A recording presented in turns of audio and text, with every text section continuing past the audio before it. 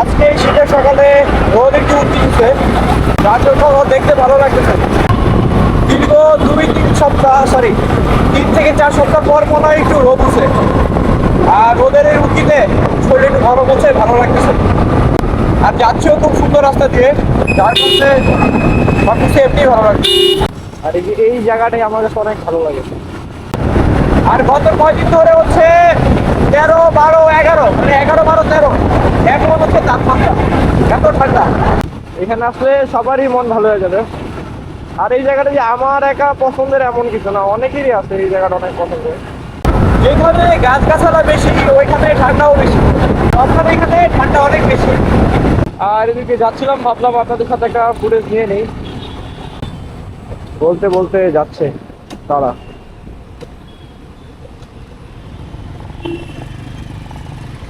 নেতারা যাচ্ছে। আর এই পাশ দিয়ে, মানে এই পাশে রাস্তাগুলো খুব সুন্দর। আর ওই পাশে নেভি হাউস আছে, নেভি হাউসে দেখতে।